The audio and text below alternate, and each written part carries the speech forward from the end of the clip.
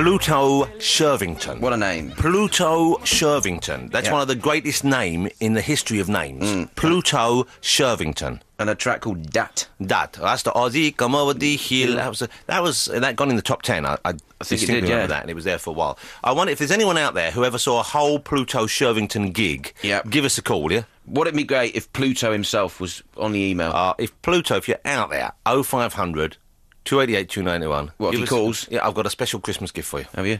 Bryan Adams going to write you a song. He doesn't know that. He's here now. Bryan, will you write a song for Pluto? In a minute. Come on. Wouldn't that be beautiful, bringing them together? Hey? Bryan and Pluto. If ever there was a couple meant to happen, it was Bryan and Pluto Shervington. Hey! Oh, excuse my wheezing.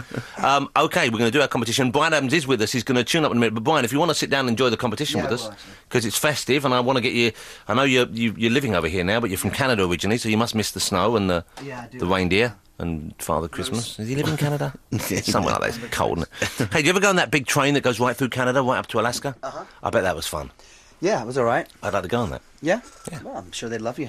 Well, let's talk about that. Maybe you can swing it for me. Well... You must know someone who works for the Canadian Railway Board. I do, actually. Well, there you go. See? So, but I don't think it's that difficult. You can come every week. He's writing a song for Pluto. He's sorting me out with my train ticket. Blimey. OK, let's meet the folks who are doing the competition, and Bryan, they can say hi to you as well, and then we'll get on with the music and stuff. We have Marion and Phil who've phoned in to play Paul the other one. Let's say hello to Marion first. Marion, are you there? Yeah, hi. Good morning, Marion. How are you? I'm very well. How are you? I'm feeling okay. I've got a bit of a wheezy chest, I'll be honest with you. I'm sad. You know, but I'm working through it. Have you had any wheezes this year? Any colds? Any flus? Nope, very healthy, thank you. Well done, you. Keep up with the fruit and stuff like that. Lots of vitamin C. Yeah, that's the answer. See, I've let it go. Yeah. Where are you calling from? I'm calling from Minster, which is a village by the coast in Kent. Minster in Kent. Yeah. How near the coast is it? 5 miles. Oh, so it's not bad. So you can just... Oh, hang on a sec. George, don't play the piano. Sorry. I think saying that was playing the piano was doing him a big favour. Sorry. That's okay. Don't worry. How old is George? George is 6. Oh, good. I thought it was your husband for a minute. I thought, I don't like the way you're talking to him. George is 6. Is he learning the piano? He is learning the piano. He's just composing a piece. Well, that sounds nice. No, don't... George, not now. Oh... Marion, it's okay. George can play. Okay, unless it's putting you off. Because you're a pianist, I hear. I'm very, very accomplished. Yeah. Actually, I'll tell you what, in a minute, I might give you a bit of Silent Night. I've been working on that, and I've even added an extra flourish. George can play We Wish You a Merry Christmas. Yeah, George this, George that. He's only 6. Hey? What about my moment in the spotlight? Right, we'll keep George playing away, that's fine. Are you a Bryan Adams fan? That's a no, then. But listen, he's here. Let's pretend you like him. I can take it. I love him. Bryan, he's a really lovely fella. He's very handsome, man. I particularly like that Robin Hood song. Well, okay, dear. And the rest was crap. I bet Bryan, you must be sick of that song by now, aren't you, Bryan? No, I love that song. Everything I do it for you. That's not a bad Bryan Adams impersonation. That's one I can add to my list. Good with the wheeze. Yeah. Well, you have got that kind of... You're like the thinking man's Rod Stewart. Oh, that's very nice of you. Yeah, you've got the good voice. I'm not sure how Rod would take that. Yeah, Rod's an idiot anyway, isn't he? He is. And he's looking his age now, isn't he, eh? Well, he's 60. Next time you see a picture of Rod, put your hand over the bit where the spiky hair is. Yeah. Quite scary. It's like the dad from Steptoe and Son. Marion? Yeah? I don't know if you've listened to the competition beforehand, but we're going to pull crackers and you've got to finish off a joke. George is welcome to help you, OK? I think I'll need his help. Yeah, don't worry. I think the jokes normally are at the level of a 6-year-old. Let's find a bit more about you, though. What do you do for a living? I'm an occupational therapist. An occupational therapist, OK. Yeah. Is that with kids with, like, learning disorders and things like that? Exactly like that, So it's like for dyspraxia? God, yeah, it is. There you go. How about that? You're very, yeah. Yeah, but it's very useful. It's quite a new development, isn't it? It's very new, and I work in a special school. So this is part of the whole kind of development you address, not just the kids' kind of like basic reading and writing literacy and numeracy, but also how their movement and their perception of like their body factors into that. Yeah, I couldn't put it better myself. Wow, listen to this. We should swap places for the day. Yeah, the kids would love that. How long have you been doing that for? About 17 years. Wow, that's a long time. It's a long time. Because they use things like, you use various things like little trampettes, don't you, and balls and things like that. Yeah. For them to work with. No, I'm not going anywhere with that. I just was curious. And it's been pretty successful. It really does help the kids kind of progress, doesn't it? It really helps the kids, and it's fun. It must be I would have thought, one of the more rewarding occupations you can have. It's a fantastic job. I'm very lucky. Did you try any other jobs first before you settled on this? No, I didn't. So you went straight in with this? I did other occupational therapy jobs Okay. in psychiatry and social services. Do they use OT to help people with, like, trauma and things like that? They do, yeah. It's yeah. anything really to help somebody rehabilitate, to optimise their function. Yeah, it's to do with the brain chemistry, isn't it? And changing the way the brain perceives things and receives information from the body. Is that correct? Not really. See, I was doing so You were doing well. well. I was You doing were on a roll, so and then- well. Yeah. Then, Quick while you're ahead. right, Andy, that list I've got of possible mastermind subjects? Yeah. Cross this one off. Okay. Cross it off. You'd only get to about 6 questions. I'm just left with the work of the Spider-Man artist Steve Ditko. Okay. All right. Well, that's fascinating stuff, though. I think it's a tremendous, obviously, a tremendously exciting kind of development that people have discovered, and they can work with this now. I think with kids, it really is. It seems like such a new thing, doesn't it? And it's actually really obvious as well that if you work with kids like that and improve their confidence and everything, that they'll be able to learn better. Well, thank you for doing it. You're welcome. Do you get well paid, or is it not No. good money? No. Not at all. What can we do about that? Let's campaign. Yeah, let's. Yeah, let's do that. Yeah. From henceforth, Andy will give 10% of his earnings to your school. Thank you. 'Cause he I'll doesn't. tell the headmaster. And in return, you've got to come round and get him bounced up and down on a little trampette for me. That's a high price to See pay. if we can work on his disorders.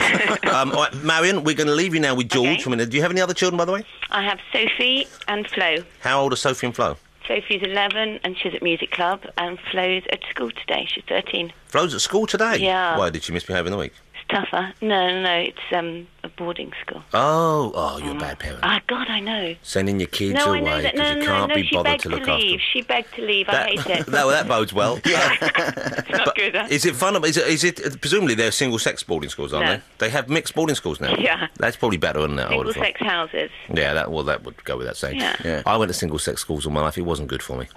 I know. It really wasn't good. It wasn't a good I thing. can tell. Yeah, no, now I'm fine. Now I love can tell, ladies. you hear that? I can tell. Traumatised. What do you mean you can tell? Well, I can hear the trauma. Yeah, there's pain. There's Yeah. pain. You need a trumpet. There's scar tissue on my heart that may never... Hey, Brian, write that phrase down. Scar tissue on my heart. There's a song you could do for Yeah. Pluto Shervington. Scar tissue. There's a scar tissue on my heart. When I eat mince pies, I fart. Doesn't have to go that next line. That's a lovely little pair, though, isn't it? Hey?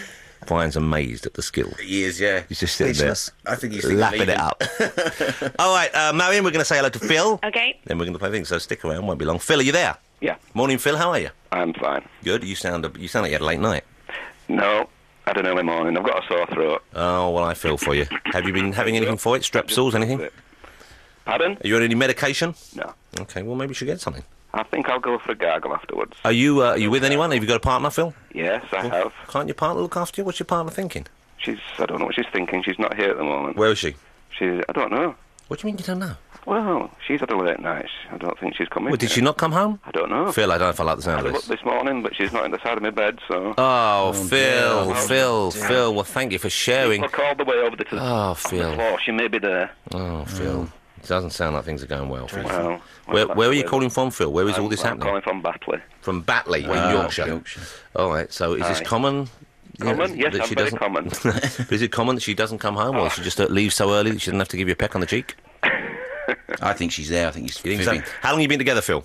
20 years. Wow, 20 years. Congratulations. Thank you. How many times have you strayed in that 20-year period? It's a very personal question. Fair enough. Get my calculator out. Yeah, a couple of times. It's all patched up now, it's all forgotten. Well, yes. Seemed like a big deal at the time, but now you look back and laugh. All right, Phil. What do you do for a living? I'm a domestic sewage inspector. Wow, I've never, ever encountered one of your kind before, I'll be honest. So you go around people's houses and fix the plumbing? Is that it? It's a front, really. I'm not allowed to say what I actually do. What's this? This is SAS? Batley SAS. SAS? Well, not exactly. No. Okay. Tax inspector? If I whisper, you maybe. You a smuggler? That's the one. Do you get smugglers That's the these one. days, do you think? On the Yes. trains. Oh, yes. On anywhere? Oh. I suppose you get smugglers coming in from planes, but do you get old-fashioned smugglers who pull up in boats and unload at Cornwall. night? Kegs Yeah. of rum. Yeah. Yeah. Oh, we have a few of them on the Leeds and Liverpool Canal. I like the idea of that. That seems quite a romantic way of breaking the law, you know? It's very romantic, Yeah, okay. especially when you confront them and they pull out a sabre A sabre, or even a cutlass, or even a blunderbuss. That's it. You know, that was Bryan Adams coughing in the background there, by the way. Good morning, I just want you to know Mr. that. It wasn't me. Good morning, it was Brian. good morning. You a Bryan Adams? That, yeah, Yeah, that there you go. theme tune is for Robin Hood. See? He likes it. I like it too. I just think it outstayed its welcome a teensy bit. Well, yeah. it was I 10 didn't know years it was- ago. Yeah, but how long was it in the charts for, number one? 10 years. How long was it actually at number one, number? 4 months. Yeah, really? Yeah. That's a showing off, Brian. Well, it had nothing to do with me. I just wrote the song. Well, you wrote the song. and You say it had everyone nothing liked to do it. with you. Everyone liked it. Everything I do it for you. It's getting better. It's getting better. My version. I love it. I might record it with you. Yeah, go on. Not.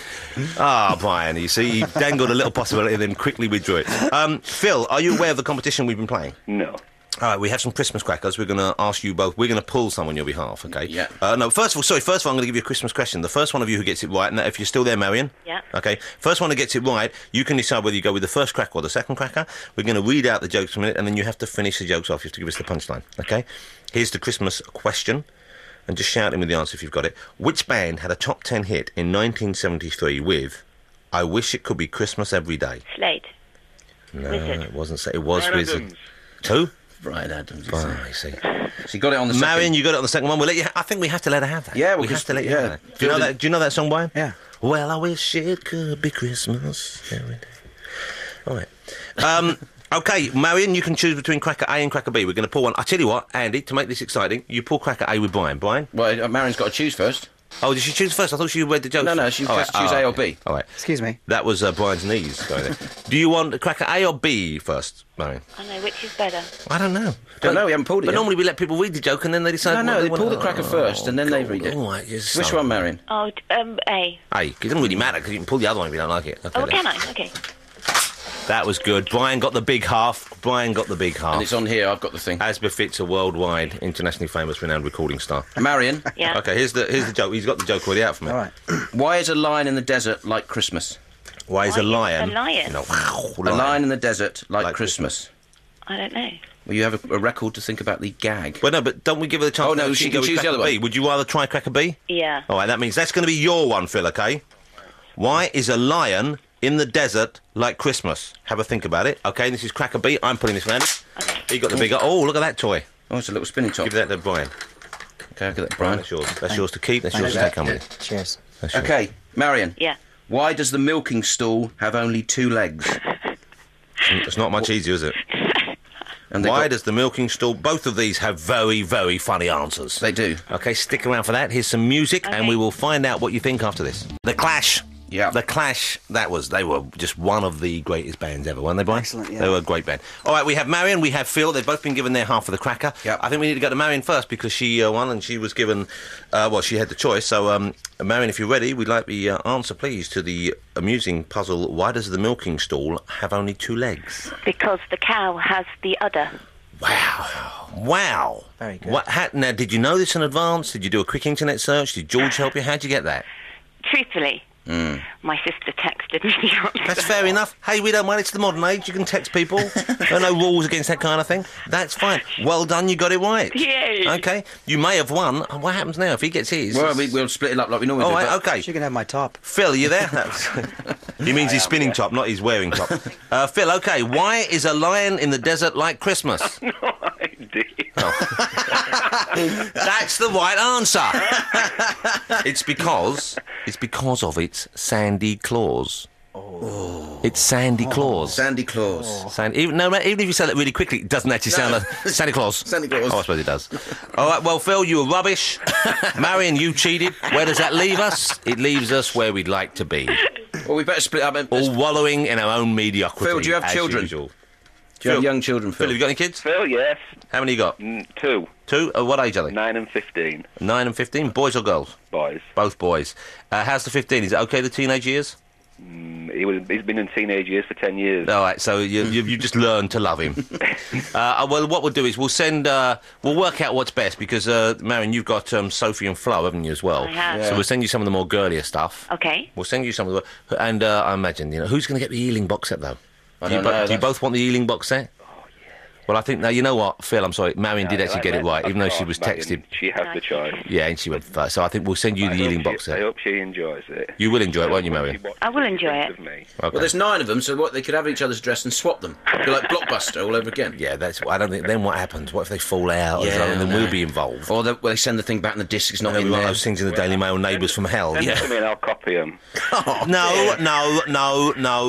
Then we'll put them on eBay. We do not agree with the piracy of movies. Albums and music, that's fine. All right, because that's easy, but not movies. Isn't that right, Brian? Yeah. Yeah. Burn anyone's album you want, that's fine, then give it away. Don't do it with movies, that's wrong. All right, well, lovely talking to you both. Have a great weekend ahead, and do have lovely Christmases as well. Bless you, same to you. All right, Marion, I hope it all goes well with the kids. Thank you. Tell Happy George Christmas. to keep up with the piano practice. I will do. Yeah, and one day you'll be up here with me. Nearly at grade 1. All right, have a lovely time. Thank you so much for calling in. Thank you. Take care. Bye. We have Mr. Bryan Adams will be chatting with me and playing live after this. I better turn up. Oh, hang on. Press the right button without. Our friend David Bowie there from the underrated Lodger album, Fantastic Voyage, which is a beautiful song, I think. Yeah. A couple of terrible tracks on that album, but more or less very solid stuff. Yes. Are you a Bowie fan, Brian? Absolutely. You have to be, don't you? Yeah. Now, so you're from Canada originally. Yep. You travelled all over as a kid and you lived in Portugal for a couple of years, is that right? Yeah, a long time. And now you've been settled here for how long? Since the late 80s. Well, and so you live where, in London? Yep. Okay, and so presumably you like this place. Very much. What is it about London that drew you in? What about the UK? Why did you decide to settle here? I started working here in the late 80s, and I just really liked it. I mean, my parents are from here, and so it just made sense. I was brought up on Mars bars, so it's easy, you know. Where do they live now, your folks? Are they still alive? Yeah, they're still alive. Mum's coming back to live with me here, and my father lives in Canada still. All right, well, that's so it's quite nice. You've got a foot in both those parts of the world. If you want to go back to Canada, you get your dad there. And so Canada, would you recommend Canada if someone wanted to live somewhere nice and clean? Very and nice. Not the most exciting place, I imagine. No, but it's a nice place. It's a very nice place, and especially if you like going outdoors. When I went there a while ago, my wife was writing a book based on, well, she did some books on the X-Files, but she was writing a book on the series Millennium. Right. But sadly never saw the light of day because the series didn't do so well. The book would have been great, I'm sure. So we went to Vancouver where the films went. What a beautiful city. What a lovely place to visit. It's amazing there. Yeah. I can see why. I mean, and they make a lot of movies there as well, don't they? Yeah, it's become sort of the Hollywood of the North now. Yeah, it's good. Now, if I wanted to travel on this train that goes, it goes to, where does it go from? Because Well, there's a few Canada's trains. very big, isn't it? Yeah, it's it's the kind of huge. whole top half of America, isn't it? Yeah, Really? it's massive. It's like the cap. It's like the frothy top on a pint of beer. It's a very big frothy cap. Huge. And does this train go from one side to the other, from north to rather from east to west? Yes, yeah. I mean, it's sort of legendary. I don't know how popular it is anymore because people just fly everywhere, but you still can't take the train. And what is it got a name to it? Is there a romantic name? Is it the East Western Canada Express or? 'Cause Well, just calling no, it the train sounds a It's little just dull. the train. doesn't it? Take the train. But you have like Across Canada train. and there are observation decks, and you can see. Yeah, everything. that's right. Yeah, it was really. I think it was quite big in the 50s. It was, all the photographs and that you see of the back of the train with the glass thing. Yeah. All very 50s. I like when you see photographs of people of that period and they're kind of relaxing. They seem to be relaxing more than we relax. What, on the tube, you mean? Anywhere. Oh. Like if you see people, say at Christmas, you'd see family photographs from the 50s and 60s. The dad would have a cardigan on, Yeah, slippers, comfy trousers, maybe a pipe. right. The mum would be wearing a pinny. Yeah, but you didn't see what was going behind the camera, you Don't see. spoil the magic. Oh. This is what I'm asking you now. Do you have a cardi? Not on me. I don't have a cardi like in that sort of 50s sense, but Yeah. I've got a few jumpers, yeah. But you haven't. Do you have one that buttons up the front though? No. You see, that's You what see, you I need. don't- I I think don't that's the have one of key them. to relaxing. Because when you get in, you want to take off your jacket, right? Yeah, But you want something on. right. You don't want to be naked. What about T-shirt? You Not the same. T-shirt's not the same. How can T-shirt be the same? get a Brian? long sleeve T-shirt. Not the same. Okay. It's like kind of a bit constricted. Well, look, Christmas is coming. Yeah, I'm getting you one. I'm Yeah. getting you one. Okay. And he's put on a bit of weight, large. No, medium. He's very. How do you keep the weight off, Brian? Because you're lean. You're Veggie. lean. Veggie. Is that what it is? Yeah. But veggies can. Here he's showing me pictures of pork pies a minute Yeah. ago. I won't have it. Brian came in. I said, "Do you like a pie?" He said, "Yeah." I said, "Have a look at that. Look at this." It's free in the. I think. What did they use? You use a particular word to describe that pie. What did I say? Porn. Oh yeah, I said no. These photographs look like porn because when they have the food photographs these days, I think it is to excite you, and you're sitting there dribbling.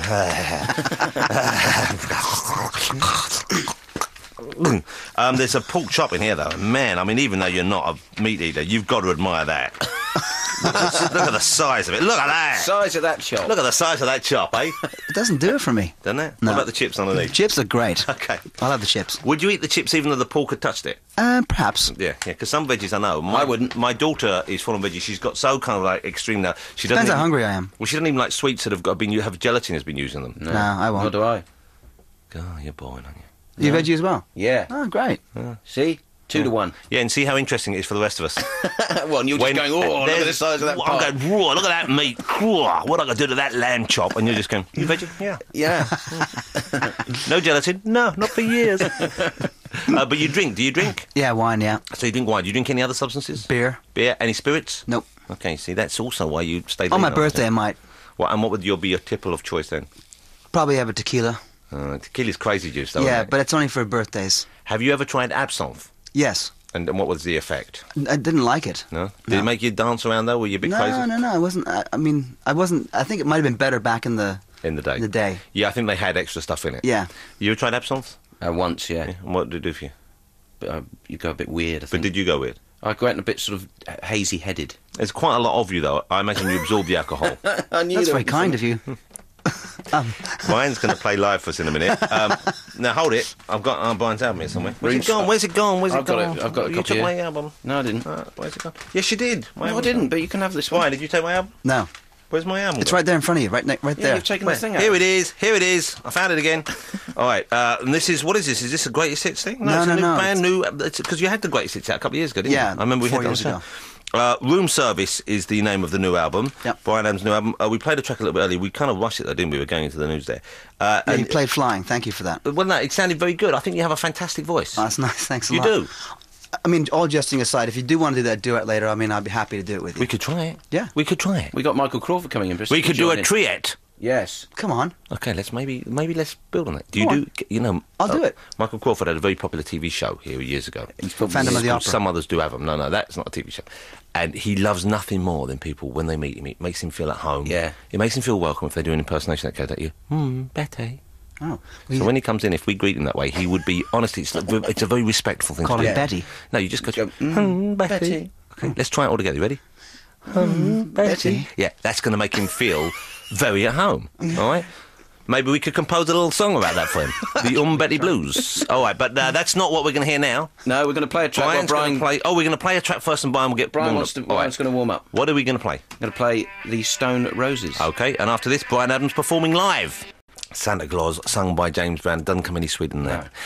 Okay, Mr. Michael Crawford is with us. Shall we all greet him? Okay, 1, 2, 3. Betty. And now, does that not make you feel at home? It does. Thank you so much for joining in. That takes a big man to do that. That haunted him for years, doesn't it? Thank you. We're going to enjoy Bryan Adams before we chat to you. Yeah, I'm glad love you're in to. here. We're Love going to to. hear Bryan Adams perform live. What was the track you're going to do again, Brian? Open Road. Open Road. This is from Brian's new album, Room Service. This is going to be great.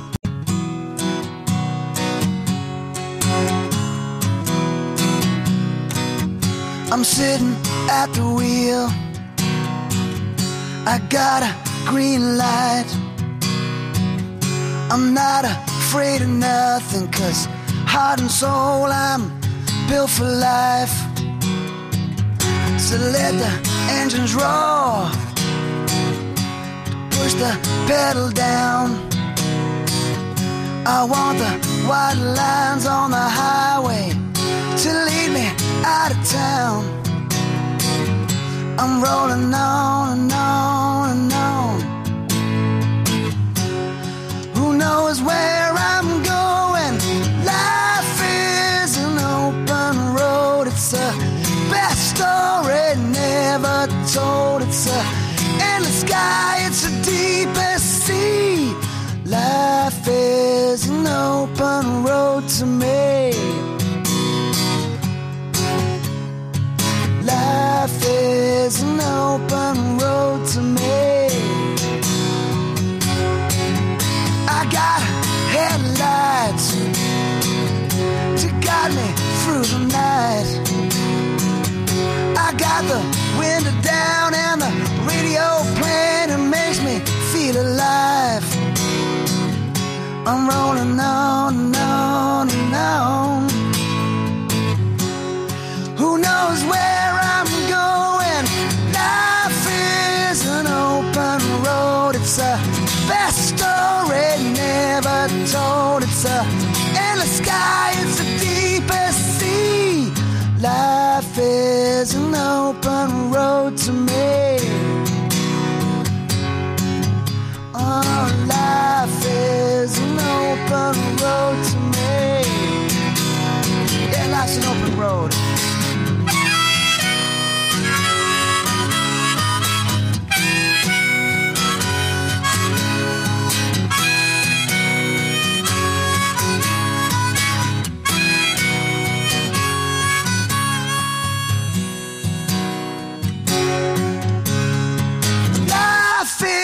An open road, it's a best story never told. It's a in the sky, it's the deepest sea.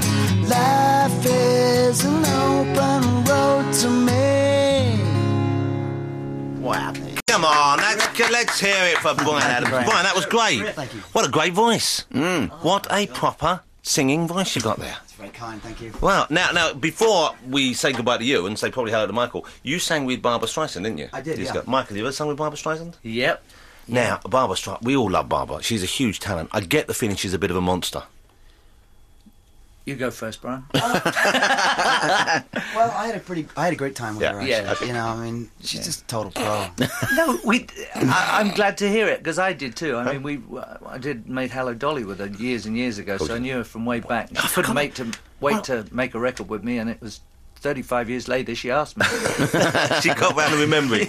Well, we'll talk about that in a second. Let's say goodbye to Brian, though. Brian, Thank you, we'll let you get on with your weekend. All right. Thanks so much for coming in. It was really nice meeting you. All right. Okay, if ever you do want a pork chop, give me a call because I cook a chop, I'm telling you. Great voice. Make your veggie mouth water.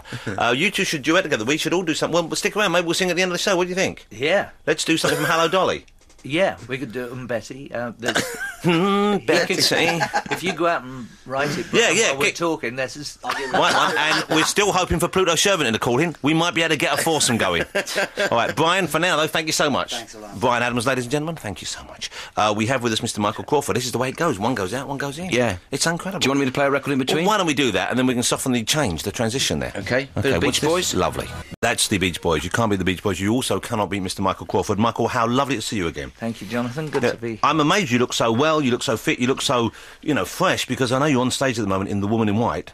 Yes. Here in London's At the glittering Palace. West End. Yes. The Palace Theatre, which is one of the loveliest theatres in London. It's just been refurbished and it's quite beautiful. That's owned now. by Andrew Lloyd Webber, isn't it? Lord Andrew Lloyd Webber. Lord Andrew. I bet it's. I haven't seen it since they've done it all up again. I bet it's lovely inside. It is beautiful. Must be a lovely place to perform, to work. Yeah, because it's fairly intimate, tall, very tall auditorium, but it is. You feel much closer to an audience than last one we did with Phantom in Her Majesty's. They're a little larger. If it's a tall auditorium, does the voice go up and disappear more into the kind of the ceiling? Is it? Or No, is it, the is it sound nowadays is. It's 18 years since I was here doing Phantom. It's just that long. I can't believe it's that long. No, I can't. So I got something in quick before I passed away. So here I am, and the sound systems have changed and developed so much that it's like surround sound now with a show. Do you wear a little mic, one of those little mics, cheeky mics that No. go around on the face? No. We wear them that come down either down by the forehead or just by the temple. See, I still can't see how they work. How do they work? Because your voice is down here, but it's right up on your forehead, and yet it's The resonance How does that, I don't comes out from your skull. Your skull. Does your it see- cheek. really? Yeah. It's got to be somewhere, obviously near the mouth, but Unbelievable. yeah, it's just unbelievable how it works. And you carry 2 mic packs on your top of your backside. No, that's the least of your worries playing this character, because who do you play? What's the name of the character you play? Count Fosco. And he's a big fellow, isn't he? Yeah, he's a big. Blobby. Mysterious, sort of Victorian, Pie-eating Victorian. melodramatic character, Italian. Yeah. And it was the first mystery story ever written by Was it Wilkie really? Collins, who was a friend of Dickens. I've written the song. Brian has brought a song back in for us instantly. That's for the Christmas tape, isn't it? Thank you, Brian. He's delivered a person. What a service for that man. Yes. See, that's the Canadians all over. Make sure he's Much tipped. nicer than Americans. So much nicer. But you wear a fat suit on stage, don't you? Yes, I look about 380 pounds, and a big prosthetic mask which comes round my jowls make me look. And is that, obviously they've thought of this, but that must make it harder for you to perform, I would have thought. It does, but it's very soft. It's a very soft prosthetic, so it's attached so firmly to your face. I mean, it's now nearly 1 o'clock. I'll as soon as I leave here, I'm straight there, and I'll be still getting made up when the show started at 2:30 today. No, so it takes you that and then long. you stay in it till 11 o'clock tonight. Oh, that must be pretty horrible, though, really, isn't it? It's yes, it is for those close to you. Yeah. But even for you, I mean, knowing you've got it's that, ghastly. wearing that all day, oi. Well, in between shows, you kind of dry it with a hairdryer. You stick it up the inside Oh, of your you poor chin. thing. I feel for you now. It's pretty, yeah. But do you like being fat, though, on the show? I mean, is that something you're looking forward to in your retirement years? You can just, it's almost like you're being given a sneak preview, I think. No. And you've got the clothes already. It's scary. It is scary. So hold it a you can't second. see your feet. But Michael, or then, anything else. Or anything else. In between rehearsals, then, presumably you get out of your costume. Yes. But you keep the fat suit on. Yeah. But you lose 5 pounds. It's like 5 pounds of water. The costume Unbelievable. weighs 5 pounds more when you take it off. Oh, that sounds horrible, doesn't Yeah. it? And then do you have, like, fat pyjamas you put on? No, I go home as me. No, I see. Yes. Seems like you might as well just keep it on, doesn't it? So, Yes. Get it glued on with Oh, super it's glue. great pulling Take it off outfit. next March. I got one letter the other day says, I haven't seen the show, but I hear you're very, very sexy in it. And I'm trying to trace that woman. Now, Michael, I think we need to go around and have words with Andrew Lloyd Webber. How come they made a film of Phantom of the Opera without you in it? What are they thinking? What, are they crazy? They're foolish. Well, we were going to do it 18, 17, 16, 15 years ago, or 12, even up to 12 years ago, and then it went away. And I suppose coming back now, I suppose they just thought I was too old for the part. They're wrong, if you don't mind me saying so. They're wrong. You know, here's a man who invented the part, here's the man who put the part on stage, and, you know, let's face it, with CGI, we could shave 5 years off him. Couldn't we? You know, you can do wonderful things with lenses these days. Yes. Well, I bet it's worried Harrison Ford. Well, it's His exactly. career's over. People still do it. It's no problem. It's all smoke and mirrors anyway. Never mind. Well, but are you a little bit annoyed about that? A little bit Oh upset? no, I'm not annoyed. I was disappointed when we didn't do it. Way back when, yeah. Yeah, because you'd both Sarah Brightman and I had created the roles, so and so much love went into it at the beginning. It was such a beautiful time in our lives and our careers, and we still have the album there. You know, that album has sold 25 million copies or more. It's the largest selling soundtrack ever. Incredible. And did they film the performances? I mean, someone must have filmed, I would have thought, I think one. they did for the archives, Yes. but I don't think it can be shown publicly. But it exists. You've got to go to a library somewhere. It's nice to know it exists, though, isn't it? Yes, in New York they do it, and it goes into the Lincoln Center, I think, so people can go and watch. You were never in Cats, were you? No. Good, because that was rubbish. What was you thinking? A bunch of cats on stage? Oh, I like that. No, it's rubbish. You're saying that because you're friends with him, but let's be honest. Old hippopotamus, or whatever his name was, cleaning himself on stage. It's not a job for a grown man. You were never in Starlight, were you? No. That was rubbish as well. Trains. What do you think about trains and cats? What's that? Now he's back where he belongs. Yes, good. Let's have people on stage. That's what we want to see. Yeah. Is there a mystery involved in The Woman in White? I mean, is it played out as much as a kind of... Yes, Victorian? it is. I mean, it's obviously adapted because the book was, the show would have been 7 hours long, but it's been shortened. But there is a mystery which is unravelled at the end. Could you get me some tickets to go and see it? I certainly could. I would like to go and see it because I love Victoriana. I love that period. I'd love to see... I haven't seen you on stage in Barnum. Oh, my gosh. There is a sucker born every minute. Oh, come on, that was great. Barnum was great. Yeah, it was great. And you went up on the trapeze and everything. Yeah. That was a fab... I saw you at the Palladium in Barnum. I loved it. That was probably the last time I actually genuinely enjoyed myself at the theatre. Because I'm not a fan. I'm hoping that you'll be able to recreate that magic for me in The Woman in White. Yes, I hope so. There's a lot of pressure now. You don't get on a tightrope, though, in that suit. No. That's not advised, is it? No. Well, let's play a track. Michael has the very best of Michael Crawford out. It's been out for a couple of weeks now. It's got some wonderful musical songs on it, because I love show tunes. It's a weird thing. I don't particularly like kind of theatre, but I do love musicals. Yeah. I love show tunes. It's got The Phantom of the Opera, Tell Me on a Sunday, When I Fall in Love. The duet with Streisand. Which one's that on there? Where's that? Music of the Night. Oh, yeah. Well, that's it. Oh, you see, Barbara. You gotta love Barbara. We're not going to play that track now. We're going to play Somewhere in Time, which was from the big show you did in Vegas, wasn't it? Yes, Effects. Now, I would love to have seen that. It was from a wonderful film called Somewhere in Time with Christopher Reeves and Jane Seymour, where he goes back in time.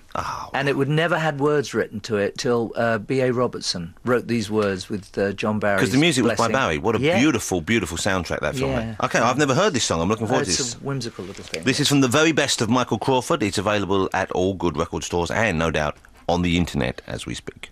That's beautiful. Beautiful music. Lovely lyrics as well. B.A. Robertson. Yeah. Who'd have thought it? Mr. Bang Bang. Yeah, I think he's hit right on the money with its circle of life. I'm going to bung this on in the car when I drive home because I love a show tune. It doesn't necessarily make me gay. Got the music of the night now. The Lion King medley. You presumably you feel comfortable doing this kind of stuff, those show tunes. Yes, I do. I was more nervous about doing that. There was a Disney album I made, which is the last thing I did before this, right. And I was wary about doing that because it was sort of. I was updating slightly. It was a more modern kind of singing. Yeah. And once I got into it, it was such fun. So did you have to? What do? You had to change the way you were singing, the way you were thinking about performing. What was the difference? What were those girls? The first thing I ever recorded was The Knack, the theme tune to The Knack. I love the film The Knack. That again, John Barry wrote the music. Beautiful. And there was a group at that time, a singing group of 3 girls called the Ladybirds. Yeah.